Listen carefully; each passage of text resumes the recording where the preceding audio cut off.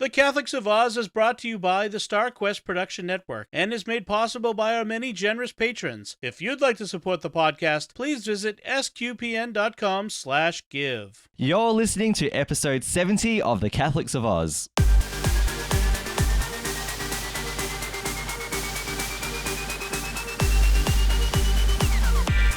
The Catholics of Oz is a show where we discuss faith, culture, and what's been happening from an Aussie perspective. Whether it's students or science, apostolates and apps, providence or productivity, you can hear it right now on The Catholics of Oz. Hello, I'm Lindsay Sands, and welcome to episode 70 of The Catholics of Oz. So happy to have you all with us. It's our last episode of the year, and because this episode is coming out just before Christmas, we're going to add a bit of Christmas cheer in what we do today. So almost Merry Christmas to all of you. And before we continue, I'd like to introduce our other host of the show, my I was trying to think of a Christmas reference and it slipped out of my ear. So I'm just going to go my Christmassy sister. Caroline, how are you today? I'm very well, thank you. I am very Christmassy. We have lights all over the house. My kids love Christmas lights. They're everywhere. How many nativity sets have you put up now, Caroline? I have 2 nativity sets because I was given one quite a few years ago by our auntie, Sister Miriam. And then Mum gave me her old one as well. And I thought, well, I have to put them both up. I can't just have one. So I have 2. Excellent. And many lights and 2 trees. So I have, and I put lights out the front as well. Yeah. So I was at your house yesterday. It's all very, very Christmassy at the moment. Yeah. I should have called you my nativity sister because you've got, oh, well, next year, next year's Christmas save episode. It for next year. Yeah. Yes. All right. I haven't had too much eggnog, people, just in case you're wondering. It's Saturday morning. Saturday morning. Yeah, too early for eggnog. And also joining us, our other host, our good friend, our brother-in-law, something, I don't know, Lino Saval, how are you today? I'm doing well, guys. I'm doing well.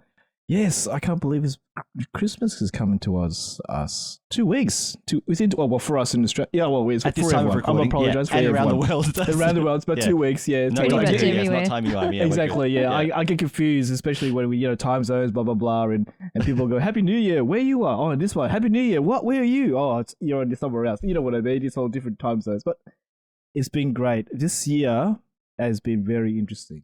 It's been interesting. That's one way to put it. Yeah. I won't reflect as right now, but I want to think about how this year has gone by and think, we've been through typical COVID, yeah, and I'm thinking to myself, what have we learned through these times? And I think what we've learned is that family is very special with us, yeah, and I've not personally for myself. I think what I'm trying to figure out is consumerism hasn't been so, advertised with us. Mm-hmm. You know what I mean? It's not all about buying this, there it is, but not as much. I think the COVID news has been taking over all of that. Yeah, this is happening here, and then I think for us, we take a lot of things, not too seriously at times, and we need to know that we have family and friends with us. Yeah, all this through this year. So yeah, it's been interesting for me. And the great thing is we're out of lockdown. Yeah. We're doing great. We have been for a while. Yeah, things are really good at the moment. Look, the numbers haven't been great, but the vaccinations, like Caroline knows, that they've been awesome, and people through the roof trying to do the right thing. And we are getting there, and it's great. It looks like we're going to have a normal Christmas. Oh, I don't know what kind of Christmas we're going to have. We usually here in Australia, guys, is it's either very hot. It's not like you guys in America where it's very cold. I would wish to have snow here down here in Victoria for once, but we can't. It's just the way it is, Caroline? We just can't. Most likely not going to snow. Never. It could rain. Yeah, that's Melbourne. Christmas, rain and hail are a very big possibility. Yeah, you just never know what you're going to get. Or we could be burnt to a crisp. We just don't know what Christmas we're going to get. Yeah. Exactly. Yeah, or it could just be really super humid and we just can't be bothered moving. Yeah. That's true. Yeah. Lino, I agree. I haven't seen as much advertising this year, and you're right. It's probably a good time if we haven't had all that advertising in our face to focus on the things that matter. In fact, the strongest advertising I've had is probably the Aldi magazine that we get every week when I go shopping, and that's about it. Yeah, true. That is true. And the shops themselves have been quite quiet, I've They have. found. Yeah, exactly. There's not so many people. Like usually there'd be a Christmas rush, everybody. Maybe it's still coming, I don't know. But I've had to take my mum to the shop a few times, and I just haven't seen many people around. Who knows? Yeah. Exactly. Still, probably people are still a little bit cautious about their movements, but yeah, for sure. Yeah, that's true. but hopefully people start to emerge soon Yes. and safely. Yes. Yeah. That's true. All right, well, let's get this show on the road. So before we continue, I'd just like to remind you all, first of all, Merry Christmas. It'll be Christmas very soon. So a very, very warm, exactly, very warm and welcoming Christmas to you all. We'd like to remind you all at this time to remember the Catholics of Oz by sharing any posts about us from the StarQuest Production Network's Facebook page, which is facebook.com/StarQuestMedia. Or if you see anything posted about us on Twitter, you can find that handle at SQPN. So please share that around so that other people start to know about us and can share in the fun, the silliness, the seriousness, the whole of it, all of everything that we do, all of the above, and we talk about all the topics that we're interested in on this show. And if you're listening to the Catholics of Oz for the first time, a very, very big welcome to you and Merry Christmas. So it's great to have you on board, and I hope you're enjoying what you're hearing so far. But you can subscribe to the show on Apple Podcasts, Google Play, Stitcher, TuneIn, or your favorite podcast player. SQPN also hosts all of Catholics of Oz episodes on YouTube, so you can just search SQPN on YouTube and find the show there, and the network there, I should say. And you can hit the subscribe button, and don't forget to hit the bell to get notifications when new episodes of our show and all the other shows are released as well. And don't forget on your favorite podcast platforms that you use to leave us a lovely 5-star review and a comment, so that it will help the algorithms to share us around this Christmas, and other people can find out about us and join the fun as well. It's been such a lot of fun. It's the last episode for the year this year for us, so it's been a lot of fun sharing with you through the ups and downs of the year, and we're looking forward to doing more of that. But we do have one more episode to go, so let's do some content for today. So Lino and Caroline, you know that this year in a couple of episodes I've been on a bit of a religious art binge, as you know, and I've been very excited about some of the things that have been revealed throughout the year. And the background is that I've been doing a master's subject, or I should say a master's course, and I've got one more year to go, thankfully, so I can't wait for that to conclude. How long has it been, Liz? This one's a 3-year course, part-time. 3 years. Yeah, really, so and 5 I have years. to tell everybody, you've been smashing it. You've been doing so well. Really good Yes. grades. Very proud of you. Yeah.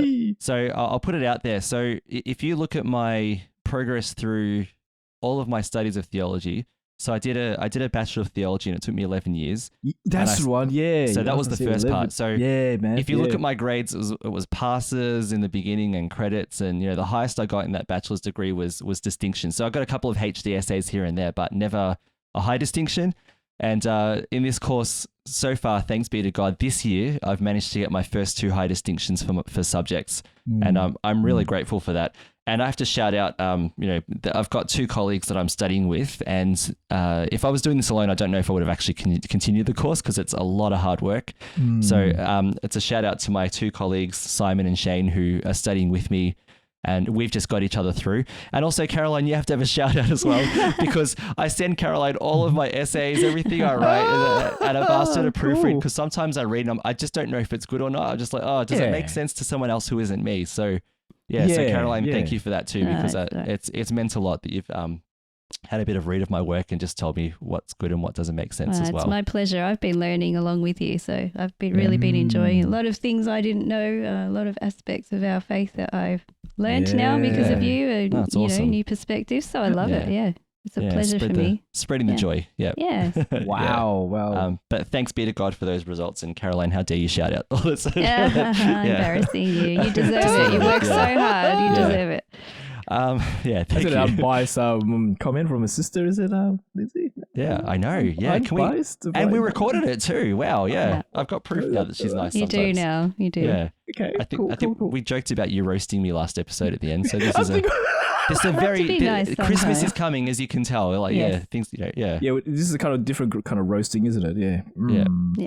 Actually, we'll talk more about roasting later, Caroline, in the science. Yeah, Certainly we'll will. get to that. Mhm. Yeah, we will. All right, so sign of things to come.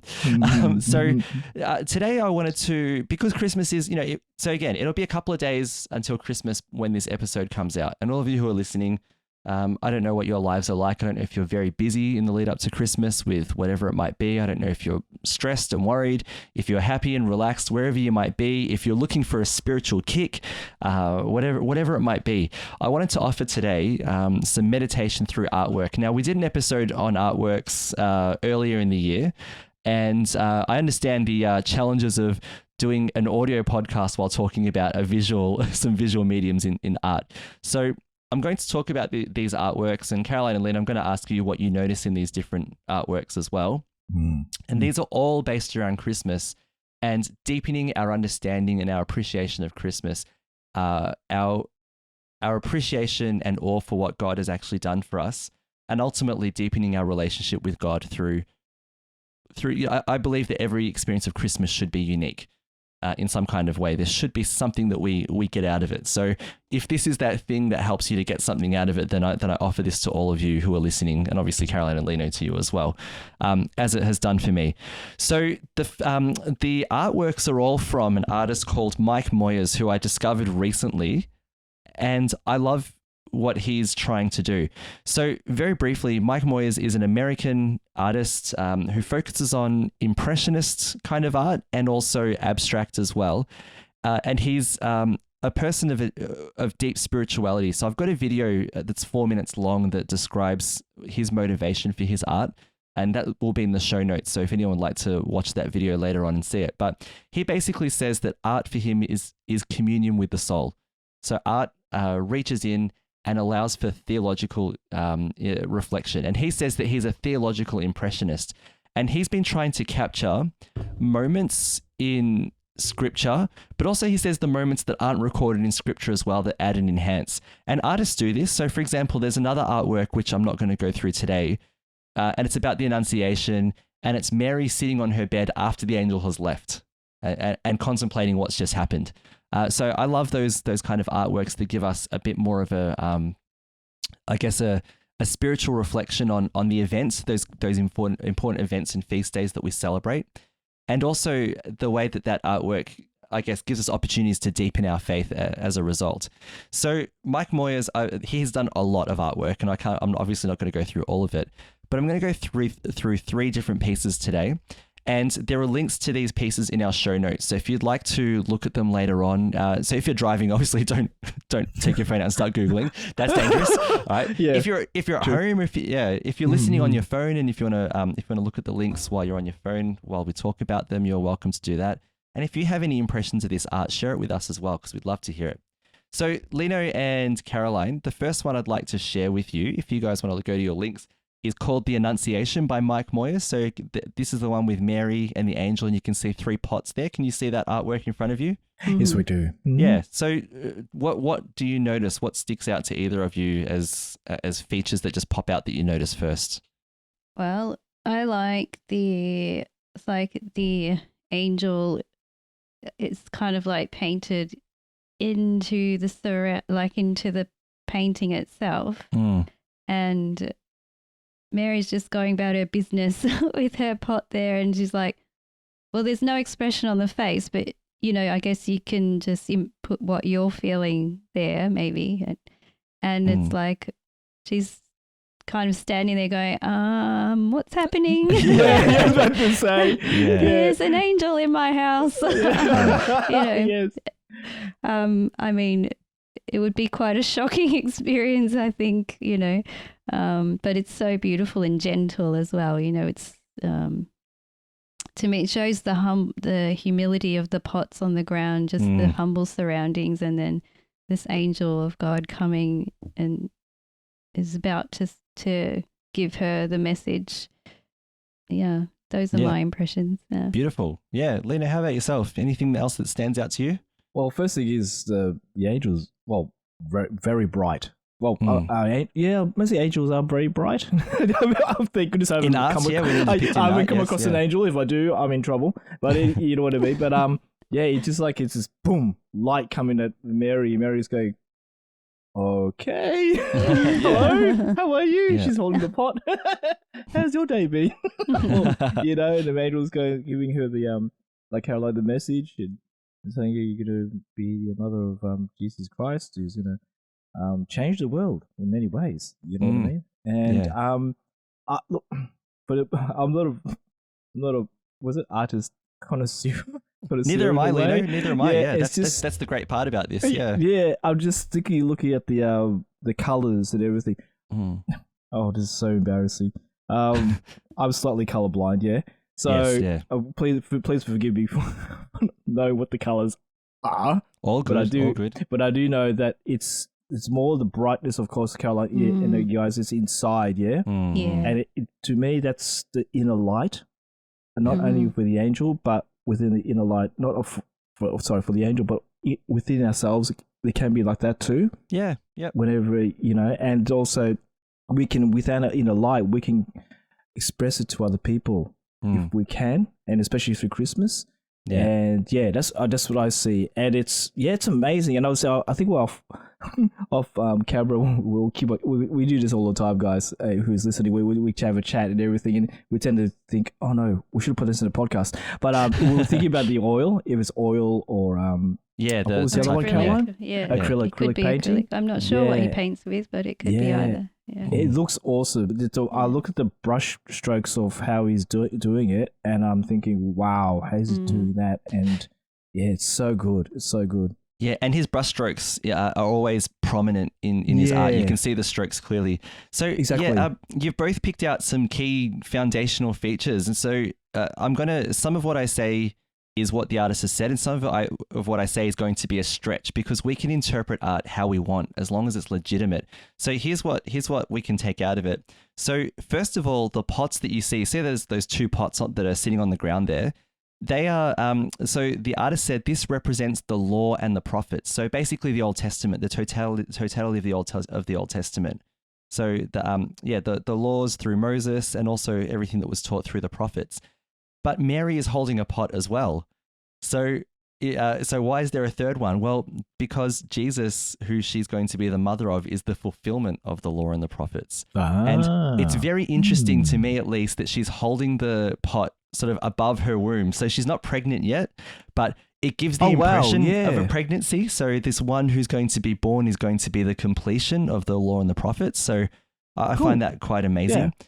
Both of you talked about how Mary was probably feeling, yet she's got no face. And Mike Moyers has said he deliberately and doesn't draw faces. Caroline said maybe he can't draw them at all, but before. But actually he deliberately doesn't draw faces often so that we can fill in what the expression is. And the two of you have done that. You've given, well, what was the expression on Mary's face?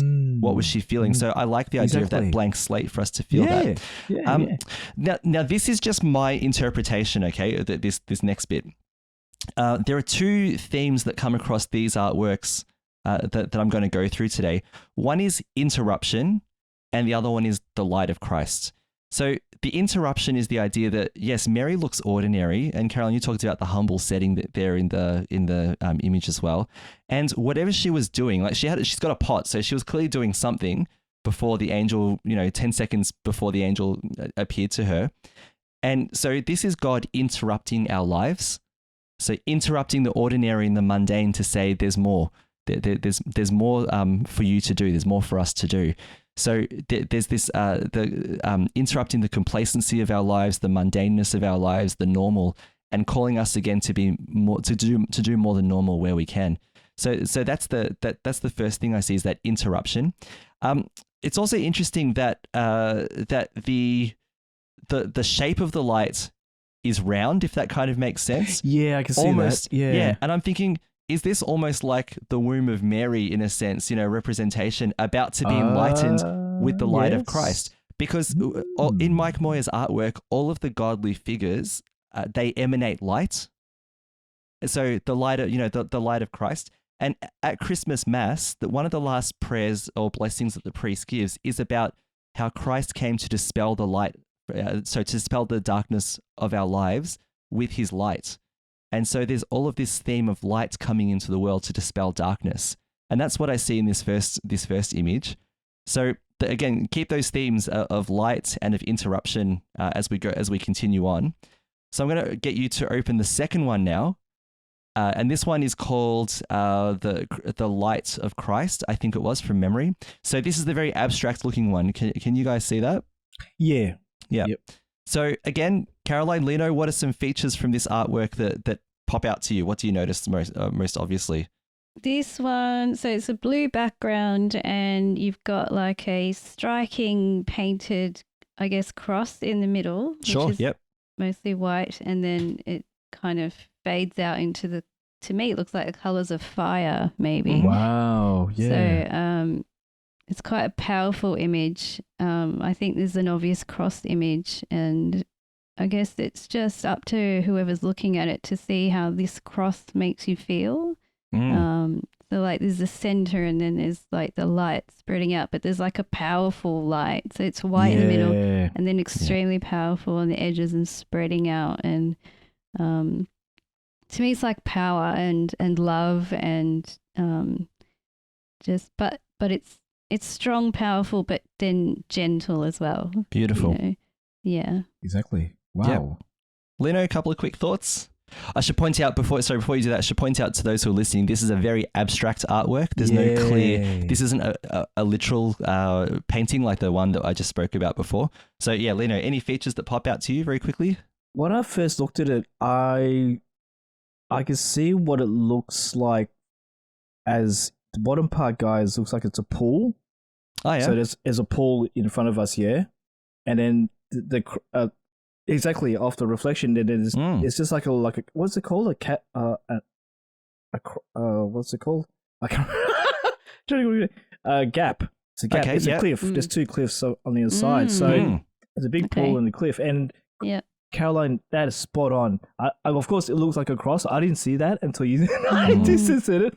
And the redness and everything. Yeah, that's what I see. And then I looked at the thing. It's a reflection, doing a reflection from the rocks to the pool.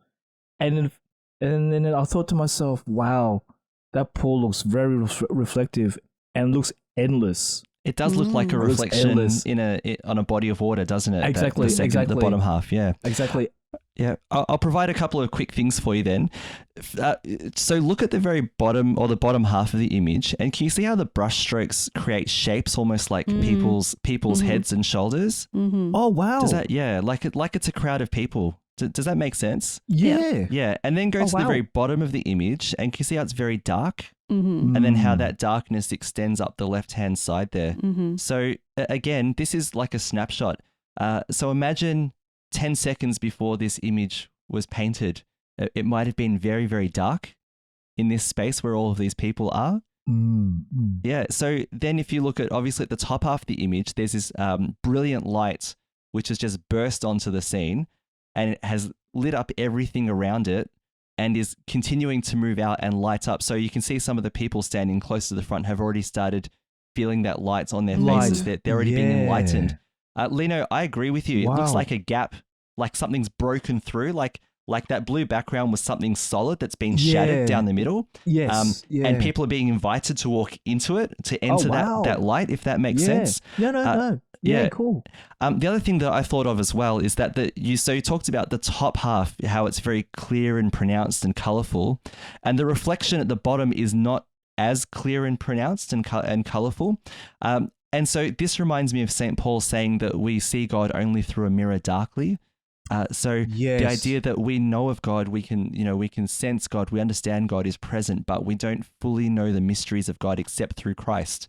And so this image for me is the birth of Christ into the world. It is light exploding into the world and being there for us. So if you think of the two natures of Jesus, Jesus is both fully human and fully divine. So not like that Hercules 50% of both, but Jesus is 100% human, 100% God. And so this for me is heaven meeting earth. So you've got the imperfect underneath and the perfect at the top, if that makes sense. So in our Advent expectation of Jesus, we've got what are we expecting? We're expecting the meeting of heaven meeting earth, and that happens in our hearts. At communion, at Christmas time, and we pray in hope of the return of Christ as well. We talk about it. We pray about it in our creeds every Sunday at Mass. So this for me really is this powerful interruption again. I talked about the interruption. So this is God interrupting human history through Jesus, interrupting our lives every day. And again, dispelling the darkness and enlightening us so that we go beyond the mundane and the ordinary, and we start becoming what God wants us to be, which is extraordinary, if that makes sense. Yeah, so exactly. How are we going with that artwork? Is that okay? Yeah. Beautiful. Yeah. You know, just so quickly, I also see a tower. You guys see a tower? Okay, yeah. And it looks like a tower, and it's got water. Mm. And no, I'm not going to mention what kind of tower it looks like. You were going to make a Lord of the Rings reference, weren't you? Oh, you just read my mind, man. Yeah, but that's beside the point. Once you said know it was what the I first, mean? yeah. It's the only thing that pops into my head, yeah. I was thinking more Crystal Palace Superman, but yeah. Wow. Oh, okay, yeah. Wow, Caroline, yep. Actually, I did show this to a Mhm. colleague at work who said that looks like the Fortress of Solitude from Yes, Superman. that's what yeah. what I mean. Yeah. Yeah. Cool. Yeah. Yep. Yeah, but I mean, Lino, yeah, I haven't thought about that before, Lino, but God is my strong tower. There's, there are biblical references to that. So, I mean, that's a beautiful one. So hopefully you've got the right link this time. All right, so if you open the third one, can you both see, it should be Mary, Joseph, and Jesus? Yes. Yeah, that's beautiful. Yeah. So I like that. I'll just finish up with a reflection on this one. This one is very, very simple. It's called the Manger. And for anyone who's listening, it's got Jesus as a baby lying in the middle of Mary and Joseph, who are lying next to him.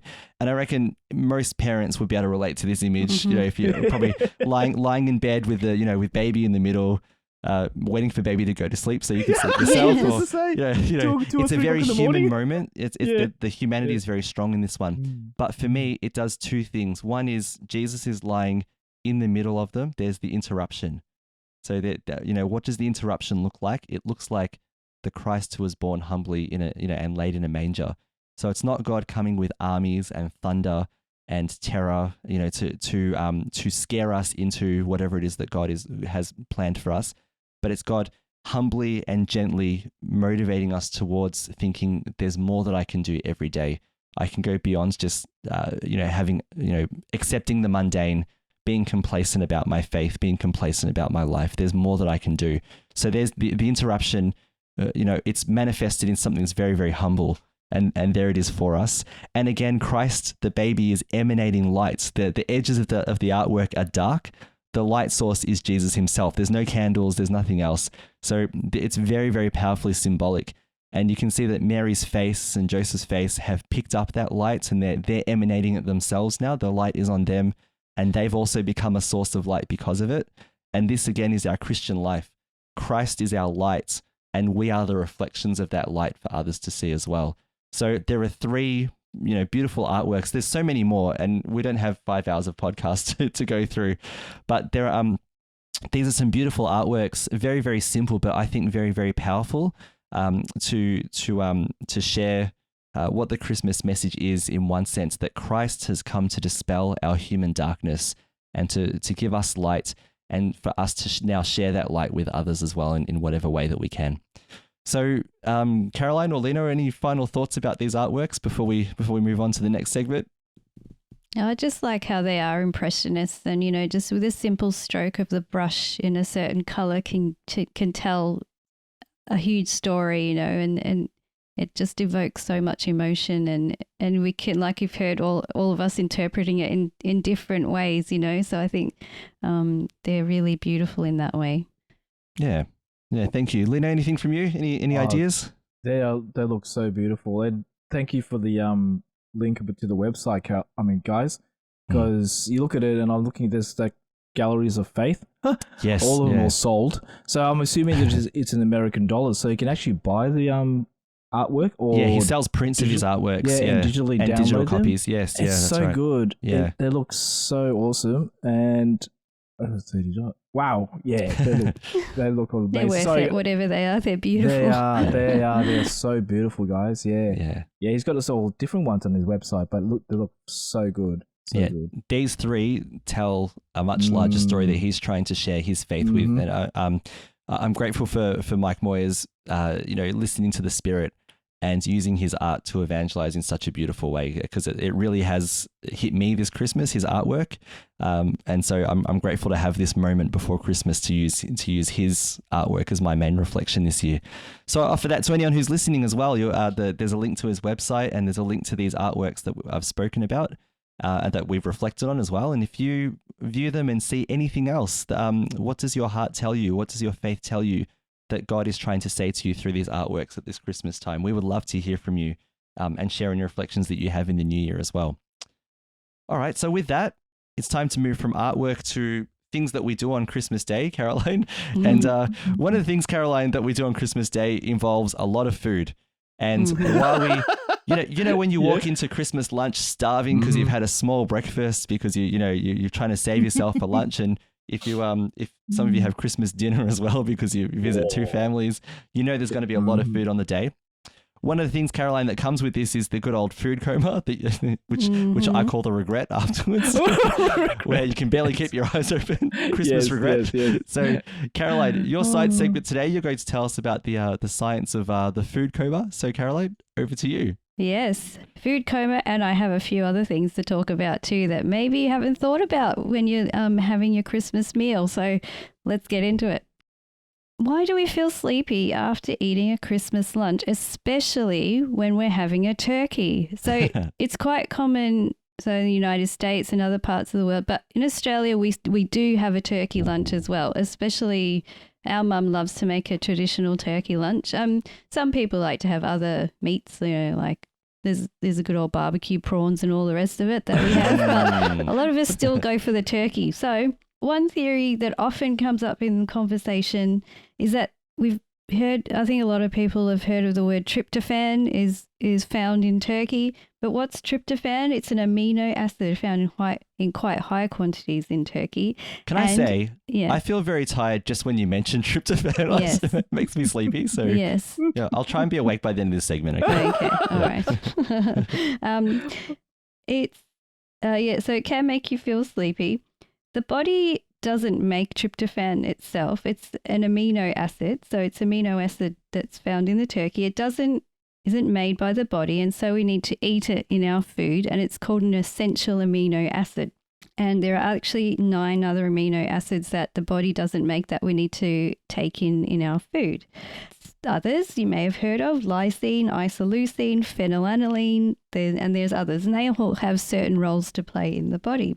Another role of tryptophan is to be a starter compound of a neurotransmitter. What is a neurotransmitter? It's a chemical messenger that's used by the nervous system. They're used to send messages between neurons, which are cells in the central nervous system in the brain, and between neurons and glands or muscles in the body. So it kind of is a messenger kind of molecule. Tryptophan can be used to make serotonin in the body. And serotonin is, it calms the body, it stabilizes mood, and it provides a feeling of well-being and happiness. And it can also help with sleep. So that is knowing a great this, thing. So knowing this, it's easy to think that eating turkey is the sole reason for why we feel tired after eating a turkey meal. So the truth is that there are other amino acids eaten with a meal that are also used to make serotonin in the body. So also eating a turkey meal doesn't raise the serotonin levels more than any other meal. So you could have another meal and it can also raise serotonin similarly. Apparently, you can achieve the same feeling of sleepiness and boost of serotonin just by eating a meal made purely of carbohydrates. Say Carbs. Yep, the carbs. Yes, the carbs. So I think we've all felt that, like a big bowl of pasta or something like pasta, that. I was going to say, yeah. Or say like even a bowl of mashed potatoes. Potatoes actually contain all the essential amino acids the body needs. And when you eat carbohydrates, they release insulin. And when consumed, it lowers the level of other amino acids in the bloodstream. So then tryptophan is able to get into the brain more easily, and it produces lots of lovely serotonin. So the right reason, now. there you go. So the reason why we become tired after a turkey meal isn't just due to the tryptophan in the turkey, but to other foods and most likely the carbs accompanying the turkey. So it's a Yes. combination. That's right. It's a team effort. It's a team effort. Also, as a side note, it does take a lot of energy to digest so much food because you Oh tend my to eat a goodness lot me. on Yeah. Christmas Day. More than you should. Mhm. Yep. The body goes into a state called postprandial somnolence. Somnolence, sorry. That doesn't sound right. The metabolic changes in the body after eating signals it to slow down and to prioritize digestion rather than other things that are going on in your body. So there you have the facts now. Yeah. It's not just eating a turkey full of tryptophan that can make you tired. I've got to say this. If I'm a company that's selling turkey, I would be advertising it as like the well-being food. You know, like it's a total Totally. missed opportunity. Totally. Yeah. I mean, you could slant it that way for sure. Yeah, turkey, the happy meats. You know? Lots of tryptophan, but also eat the carbs. But Yeah. Don't tell anyone that. Yeah. Yeah. So let's move on to another food that we eat at Christmas time and probably mostly, well, I'm not sure if you eat it much in the United States and other countries, but definitely here in Australia and New Zealand, Pavlova. Yay. So, You know, now we should say, and Yes. in case there are anyone listening from New Zealand, we are very aware of the disputes about Yes. where the Pavlova originated from. It was Australia. No. Anyway, but Okay, just in case, so if anyone visits Australia or New Zealand, if you happen to not be natively from one of those countries, we don't talk about the origins of Pavlova yes. because it may just spark a war between our two That's countries. right. Yeah, So we just yeah. both eat it quietly and happily make it quietly. Exactly. When you're in your own country, you say that, Australia made the Pavlova. If you're in New Zealand, you say New Zealand Correct. invented the New Zealand Pavlova, and we just keep it at that. That's the correct That's and polite right. way to do things. That's yeah. right. It's like with everything with sport, New Zealand beat us in the rugby, and we beat the New Zealanders in cricket. So we just keep it as it is, okay? Just be all 100%. good. Yeah. Everyone's happy that way. That's right. That's right. Yeah. That's it. So, so Pavlova, it's a dessert eaten here in Australia by many people at Christmas. So basically, it's like a big cake-sized meringue dessert made of tons of sugar and cream and egg whites and topped with fruit. Do you see how It's Lino and I delicious. spontaneously at the same time both went, It is so yummy. It is so yummy. Oh. It's not healthy, but it's delicious. That doesn't matter on Christmas Day. No. It's irrelevant. So one of the main ingredients is the egg whites, Mhm. and the egg whites are whipped to create the fluffy white deliciousness. And did you know that the egg whites increase in size by about 8 to 6 times when they're whipped? Ah. Wow. So you whip them and you incorporate the air into the into the egg whites. Also, the proteins in the egg whites, they denature during the whipping process, which means that the proteins themselves, like they're usually in coil kind of shapes, this means that the proteins unravel. Then some of the amino acids that are exposed, so the amino acids are little units that make up the proteins, they try to escape the water in the egg white while the air bubbles are created because they're hydrophobic, which means they do not like water. Water. So what they do then is they link back together and they form kind of nets around bubbles and they hold the bubble shape and stop the bubbles from popping. Also, there are some unfolded proteins that will coat the air bubbles as well, making it more stable. Now, the other important ingredient in the meringue is the sugar. So, sugar is added to the mix, and not only does it make it more yummy, but it also helps the proteins gather on the surface of the air bubbles, making it even more stable. So, you've got to have the egg whites and the sugar, and you know how you know when the meringue is ready. I don't know how many times you guys have made a meringue, but like you know how it kind of fluffs up and becomes a beautiful thing, and you test it and you kind of dip the whisk in and you see if it forms peaks. The peaks, Exactly. yeah, that's right. The peaks. Yep. Yes. And then the other way is like you can tip the bowl over your head to see I was gonna if ask you, turn it that one falls. So upside it down, should yeah. stay nice and stiff. Yes. So that's basically why you get beautiful fluffy peaks, because the proteins denature, the sugar comes in and it holds everything together, and you can do the bowl test, and then you can make your beautiful pavlova. Now, important thing to do is when you are making this pavlova, keep the yolks away from the mix, because the yolks contain fats and they're actually attracted to the air bubbles as well. So they'll push the proteins out of the way. That's why you don't want to get egg whites in your egg white mix, because then you'll get flat meringue. And that's So keep the yolks out. That's right. Wow. No yolks. We're not yoking. They're not yoking. All right. Merry Christmas. That was a Christmas cracker joke. Come on, you know Very that. good. Yeah. Anyone can use it. All right. Let's move it on. Yolks on you. Sorry. Anyway, I got to get out of my system. I'm a dad. I have to do that. I can't Go for just it. keep it, even during the podcast. Yeah, I know. Can't Yeah. inflict all of them on us on Christmas Day. Oh, you bet. You bet. All right. So what about the humble pudding? Lindsay, you make us a delicious Christmas pudding every year, and you make I it do. from scratch, I and love you making have Christmas perfected pudding. it. Yes. Delicious. So one thing we don't do, have to say, is we never flambe it. We should Correct. flambe the pudding. That's true. I want to do that. That's true. Yeah. Why don't we Whoa. try it? Okay. So, Yeah. Because I don't want to set the house on fire, but all right. Okay. oh, you won't. But you set the challenge now, so I'm going to look into this. Let's do a Yeah. flambe. So Okay. usually brandy is used to do this. Mm. So what causes the flambe part of the pudding? And why doesn't the pudding burn? So you think you light something on fire, it should burn.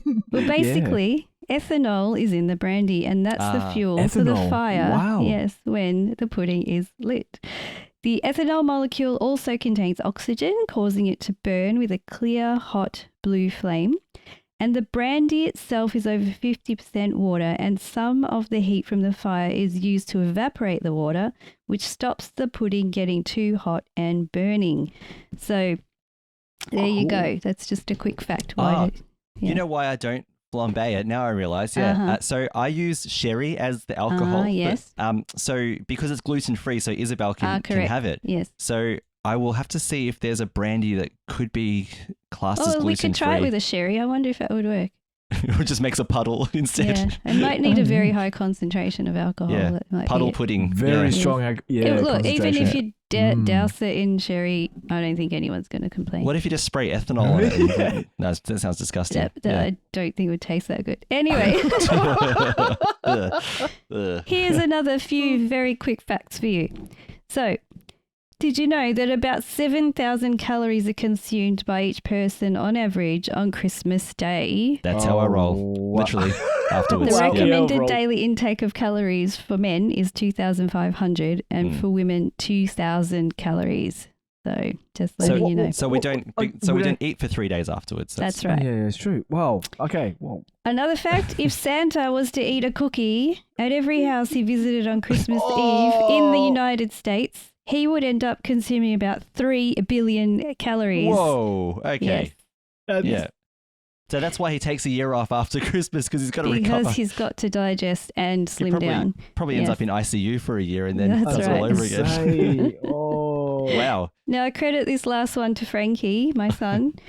Why do peppermint candy canes make your mouth feel cold when you eat them? Go on. Because menthol is the essential oil used to flavor candy canes, the peppermint flavor, and not methanol, menthol. Sorry, did I say? Whoa, What did I say? Methanol. Yeah. Wow, Caroline.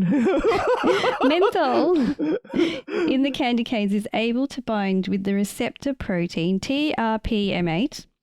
The TRPM8 receptor is activated in your mouth when you've eaten the menthol, and this sends a signal to the brain that something cold has been eaten, and it's the same kind of reaction that would happen when you eat ice cream or drink some icy cold water.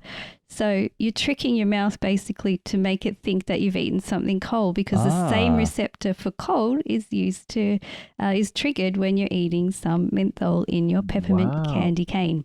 Oh, there you go. There we go. There's some science food facts for thought for you for Christmas. That's awesome. And I'd like to top this segment and your last science segment for the year with a Christmas cracker joke, just to If we just to must. It's not really going to dazzle anyone, but let's do it anyway. So, Caroline, actually, Lino, I'll do the Caroline's in the segment. So, Lino, you can help me out with this. Uh-oh. Lino, knock knock. Who's there? Wayne. Wayne who? Wayne in a manger. You're welcome. Oh wow! Isn't oh, that wow. bad? I like it, and I'll do like it. No, you don't have to like it. It's all right. No. It's Christmas. I like it. I will. I'm shaking my head. Yes, she is. Yes, she is.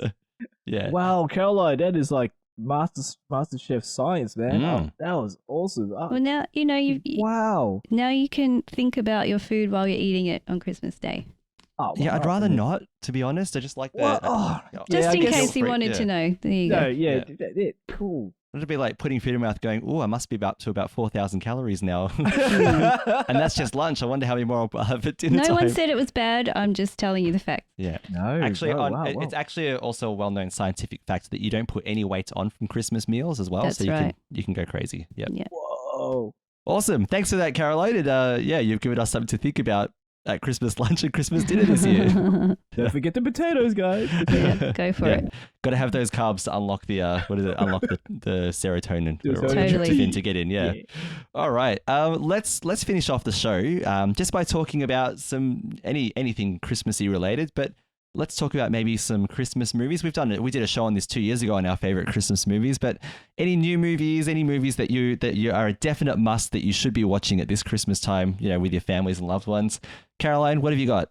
Well, we have a list of movies. Now, I have to say, we watch the Christmas comedy type movies because anything else my children will not watch. Okay, so we have our list. It's kind of a set list. We add and take away as we go every year. So the first one we always start with is Elf. Okay, Yep. classic, funny. Everyone loves it. My kids die laughing, watch it every time. Some very good parts. Yeah, That's right. Yes. The Grinch with Jim Carrey. Yeah. Oh, Jim Hilarious. Carrey one. Yeah, pretty okay. good. I still haven't seen that. I still haven't watched it. So It's a good story. It's a Yeah. good story. I enjoy it. And, Yeah. who doesn't love seeing Jim Carrey, in his full... in his you know, element. Yeah. In his Yep. element. Mm. Then we go to the Home Alones, Home Oh, of Alone course. 1 and 2. Those ones are the ones we watch. Daddy's Home 1 and 2.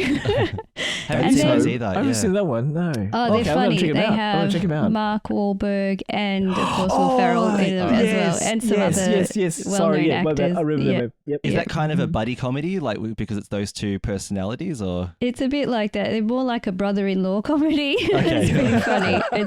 There's a lot of what do you call it, slapstick comedy, physical comedy, pretty funny. Like I think that's what the kids really like about it. Fair enough. I'll have to check it out. They're pretty good. And then I found one, I think it's called War with Grandpa. It's I think it was on Amazon Prime actually. I think it was a movie straight to Amazon Prime.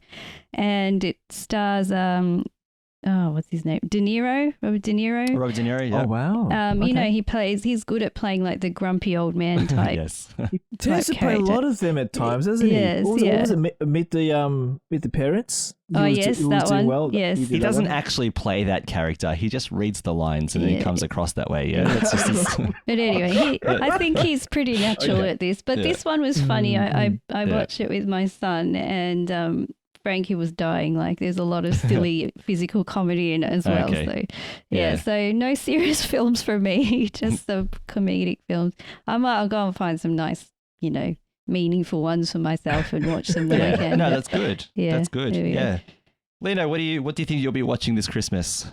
Well, hopefully watching Home Alone. Mhm. Watch that soon. We basically I tried to bring it down, guys, but we don't really watch watch TV during the Christmas. Grinch. We seen the Grinch. I watched the we wouldn't talk about it. I watched the animation one, but the guys who created what is it? Despicable Me. Oh, okay, yeah. They made a Grinch of that. And Ah. I watched Is the that last one. DreamWorks? Did they make a Grinch movie? Oh, yeah. They did DreamWorks to do. Oh no, yeah, you're right. Ah. DreamWorks one. That wasn't too bad actually. Okay, yep. I didn't mind that. Yeah. I haven't seen the Jim Carrey one yet, Caroline. I'll have to check that one out. Mm. No. Oh, there was one. I think I see it right here. It's called. Is it Life is Beautiful? Is that a sort of a Christmas? Life is movie? beautiful. I can't actually reach for it because I'll probably reach for it and all the DVDs will fall on top of me. But I think that's a sort of a Christmas one. And there was one we watched way back when I was with Mum and Dad, and we watched. Of course, it was. So 12 Days of Christmas. No, No, Christmas Carol. Sorry, my bad. Christmas Carol. Oh yeah. Christmas Which version? Carol? Which version did you watch? There's 100 of them. I was on a very, very old one. I think it's right in the middle. So maybe the 60s or 70s. Yeah. There's been so many versions of it, and a lot of really good ones out there too. Yeah. Yeah. We used to watch that a lot, and I like the theme and the storyline with that, guys. Yeah, what was death? The three ghosts. Three ghosts of the presents. Yes. And the ghost of Jacob That's Marley. right. Yes. Yeah. Mankind was my version? business. Yeah. There's that version with Jim Carrey as well, acting as the Disney one. And I've got to say, exactly. That's a good one. when it first came out, I watched the ad and I wrote it off. I thought, I'm not what this looks. awesome. It looks terrible. And then I watched it and I was shocked, like genuinely shocked how close to the actual text it really was. It's very good. It's Okay. actually a really good version, and a great way to introduce children to classic literature. Yes. Like a Christmas Carol. And I love it. I love the story of Christmas Carol. I think it's a beautiful story. Yes. So when I first watched it with Damien, it scared him because there's a few scary bits. Of course, there's a few, And he's going, oh yeah, that was a bit scary. And I said, you should be scared that there are poor people in the world because we need to do something about it. You know, that's lesson, dad lesson. Dad lesson. I turned it into a lesson. And also there's what was the classic of, what was it? The Muppets Carol? Oh, yeah. Muppet Christmas Carol. Everyone grew up watching that. Oh, yes, with Michael Caine. Yeah, that's right. I always watch that. He does a good Scrooge for a kid's show. Yeah, that was good. Yeah. Acting. Imagine being the only human acting with a bunch of puppets. I think there were some other humans. Yeah. Oh, there were a couple of humans. Yeah. Very good. Yeah. So clearly, Home Alone is always a Christmas classic. Oh, it's so good. Home Alone is great though, and this is the English teacher in me. Because yes, it is comedy, it is slapstick, but there's a few lessons in there. Like how can you get past the shovel guy and his story, and the fact that when he tells Kevin McAllister, what is it, Macaulay Culkin's character, when he tells him the story, it happens in a church, and Kevin tells the guy his story in a church as well. So interesting that it happens there. And I'm sure it's just a Hollywood, it's like a confession. I'm sure it's just a Hollywood thing that it was there. I don't know if there was any like Christians that happened to put it together. But they even sing, I think the choir even sings "Oh Holy Night." I can't remember which song it was. But there was a very Christian carol that was being sung rather than something like, Jingle Bells. Jingle Bells. Jingle Bells. Yeah. So very interesting that there's that subtext of the church and confession in a sense, and the reconciliation that they both experience at the end. After injuring two criminals beyond what's humanly survivable. They deserved it. Totally deserved it. I feel so bad for Joe Pesci. I love the spider though. Funny. The spider bit God. firstly where he puts the spider on the guy's face and he freaks out, and then they start hitting each other with crowbars to try and kill the spider, the tarantula. That was I like that being stuck to ice part. That just made me cringe. Oh my goodness. Yeah, nothing like a bit of healthy Christmas violence. Yes. Yeah. And I have to mention, and I've probably mentioned it every time now, but It's a Wonderful Life. I've watched it with my son Damien, I think maybe 6 to 7 times in a row every Christmas, and it never stops teaching me something. There's always something in it. And the latest fun fact I found out is that Jimmy Swaggart, who plays the main character, there's a scene where he's in a bar and he's hit rock bottom, like he's fallen apart completely. And his character says a prayer to God. He's like, God, I'm not a praying man, but if there's a way out, show me the way. And the actor Jimmy Swaggart later on admitted that was a real prayer, that he was actually praying on set in that scene. And now when I watch it, it means something else to me completely. Sure. It's just it's just so amazingly beautiful. I love that film for a billion reasons. Any other Christmas films or anything else, or should we wrap it up there? Can't think of any more. Yeah, I bet you after the podcast we're gonna be that one. We probably will be after. And we'll let the listeners debate if Die Hard is a Christmas movie or not. We'll just, look, come on, guys! It's always a classic. It's always a classic. But there's Yeah. one that I like. I think it's called the Santa Claus. It's like made in the 80s or something. We watched that as kids. Yeah, we used to Yeah. like that. Yeah, I used to the like Santa that Claus. with Yeah.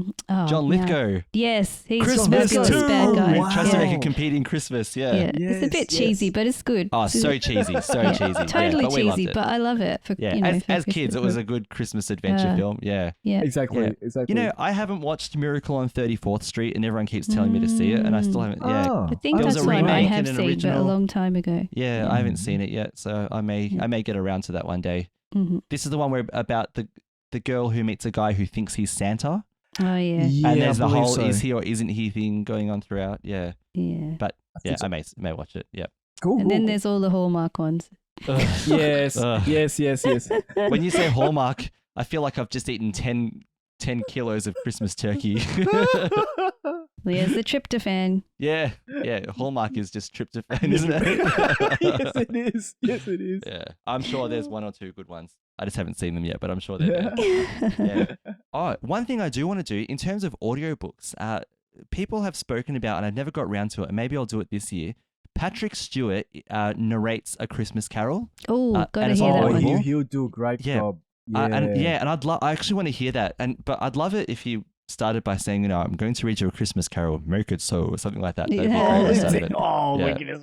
He's Engage. also an It's- accomplished actor yeah. He apart is. from Star He is, yeah. Trek. So Yeah, he's Yeah, played he is. Scrooge in Yes. he's been Scrooge in a Christmas Carol movie as well. yes, Yeah, and I he think does the he's- very harsh grumpy. He's very good at doing Yeah. that. I think Yeah. his friend Yeah. Ian McCallum does a few Mhm. things too. I would not be surprised. They've all Yeah. probably Yeah. been around. You You know know, what would be those- great if there was an audiobook of both two of them doing Oh, a boy. story.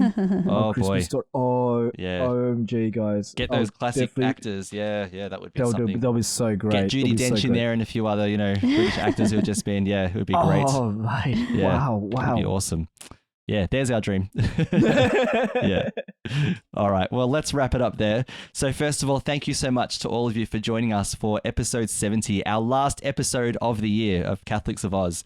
So before we go, we'd like to take a moment to thank our patrons who make it possible for us and have made it possible for us to have the Catholics of Oz on StarQuest for the last 3 years. So today, we very humbly want to thank Martin P., Jonathan B., Deborah F., Julie M., and Tony S., and all the patrons of the network, and anyone who's just a listener and who's been praying for us. We are so grateful that you've enabled us to be able to do this, and we're so grateful that that's happened. So through all the generous donations of our patrons at sqpn.com/give, they make it possible. You make it possible for the Catholics of Oz and all of our other shows on the StarQuest network to continue.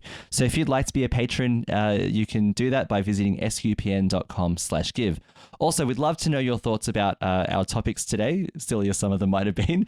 You can send us feedback by visiting sqpn.com/Oz, spelled OZ, where you can also find our show notes, for example, links to Mike Moyers, links to Caroline's tryptophan and other science articles as well. So all of that's there in our show notes. And while you're on the SQPN website, don't forget to sign up for the Insiders Club newsletter to get updates about your favorite shows. And that's at sqpn.com/about/newsletter. And if you're a North American listener, you can join the StarQuest fan club mailing list by texting StarQuest to 66866. Send StarQuest to 66866. And you can also visit us at the SQPN Facebook page, facebook.com/StarQuestMedia. If you'd love to drop by and wish us a Merry Christmas, don't forget that the Catholics of Oz have their own Facebook page at facebook.com/Catholics of Oz. And you can join us there in discussing our latest episodes. And before we finish up today, on behalf of Lino and Caroline and myself, I want to say a massive, massive thank you, first of all, to the board of StarQuest for giving us a third year and for helping us to improve the show as we go along, and just for having faith in this little group of Aussies who just want to do something about evangelization, and for giving us a space on StarQuest to be able to do that. Dom Bettinelli, you are a wonderful, wonderful human being, and all prayers to you and your family, and especially in the way, Dom, that you've kept the network going. I know that a lot of other people have pitched in to help through the difficulties that you've had recently. We spoke about your house and all the issues that came along, and that we're thrilled that you're back home with your family. And I know there's a bit of unpacking to do and everything, but we hope that you do have a wonderful Christmas, Dom, with your family when that time comes in your own home, which is amazing. Caroline and Lino, do you want to throw any kind words in there as well? Yeah, we want to thank all the listeners for sticking with us through this time, through the whole year. And thank you to everyone at SQPN. Got wonderful colleagues, wonderful board, everybody. And I want to thank you guys as well, Lindsay and Lino, for being very cool co-hosts with me on this show and making it fun as well. So wishing everybody a very merry, happy, holy Christmas. Awesome. Lino? Yeah, I'd like to thank everyone, especially the SQPN family and you guys there. Wishing you all very Merry Christmas. Hold on. What? Yo, it's Daddy Shortlegs here saying happy Merry Christmas to everyone. Have a good great New Year. Oh, wait a minute. By the power of Grayskull, we have the power for Christmas to give to everyone. Okay, wait. Gosh, sorry guys, there's those two people. You got to Daddy see the Shortlegs, changeovers. Stop poking He-Man with your legs. Down the sword. Hey, don't point that to me. Pointing is rude. Sorry about that, guys. I have to I love how they're with you with the show today. That's amazing. I know, it's crazy. It's crazy. All right. Happy New Year, guys, and Merry Christmas, and take care. Yes. Take care. God bless. Yes, and thank you. Yeah, Caroline, Lino, thank you. It's been awesome to podcast with the two of you. It always is. Love you both. It's such a lot of fun. And thank you. And to all of our listeners, have a Merry Christmas, a Happy Holy Christmas, have a Happy New Year and a prosperous New Year. And we can't wait to share more episodes with you starting in January next year.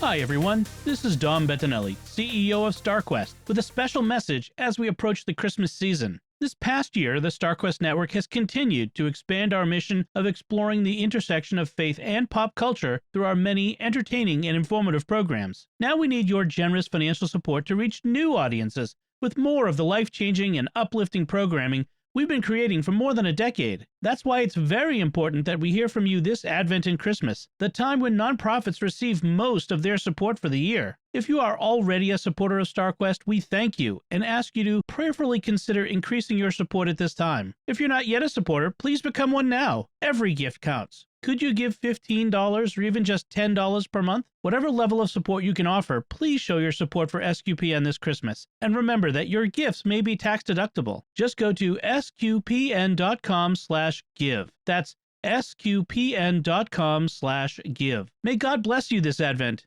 and may you have a blessed Christmas season.